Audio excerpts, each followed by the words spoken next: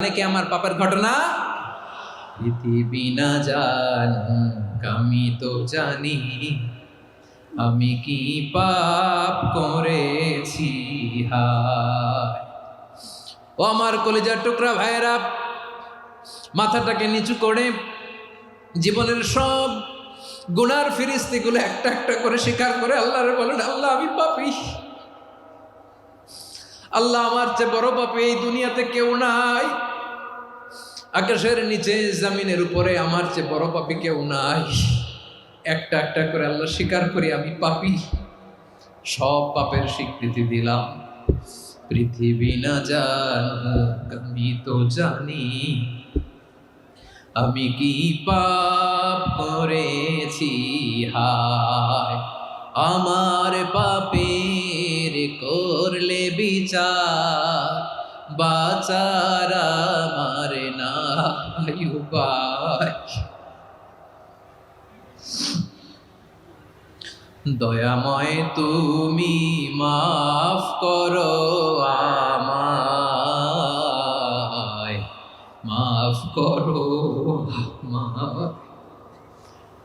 আল্লাহ তাআলা যদি দয়া করে আমাদেরকে মাফ না করে, আমাদের বাঁচার কোনো উপায় নাই। আপনি কি ভেবেছেন আপনার নামাজ দিয়ে আপনি জান্নাতে যাবেন?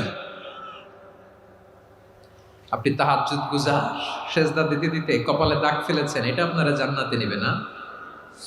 আপনি এলাকার সবচেয়ে বড় হাতেম তাই দানশীল, এই দানের ভরসায় বসে আছেন কুশ্চিন কালো না। আমাদের নামাজ, আমাদের রোজা, আমাদের ইবাদত, এগুলোকে মিজানের পাল্লায় উঠালে কোনো ওজনই হবে না। তবে আমাদের একটা কৌশল জানা আছে, আমরা আল্লাহর রহমতের ভিখারি। আমরা সেদিন আগেই গুনার স্বীকৃতি দিয়ে দেব। আমরা বলবো, আল্লাহ তুমি প্রশ্ন করার আগে তোমার একটা কথা বলি, আমারে কিছু জিজ্ঞেস করো না, আমি সব করেছি। এমন কোন পাপ নাই যে পাপ আমারে দিয়ে হয় নাই। তোমার রহমত দিয়ে তুমি জান্নাতে পাঠাবা, তোমার দয়ায় জান্নাতে যেতে চাই, আমল দিয়ে না। পারবেন বলতে? কিয়ামতের দিন আমরা বলবো, আল্লাহ আমার আমল দিয়ে জান্নাত চাই না, আমি তোমার দয়া দিয়ে জান্নাত চাই। তোমার দয়া ছাড়া আমার কোনো উপায় নাই। কারণ আল্লাহ যদি বিচার করে, বাঁচার কারো উপায় নাই। আল্লাহ যদি বলে ফেলেন তুই এটা করলি কেন, ওখানে গেলি কেন, কোরআনে 1000 বার নিষেধ করলাম তারপরেও এই পাপে জড়ালি কেন, এরকম প্রশ্ন ছুড়ে দিলে আমার উত্তর আছে? বাঁচার কোনো উপায় আছে? রোজ হাসরে হে আল্লাহ আমার করুণা বিচার, আল্লাহ করুণা বিচার।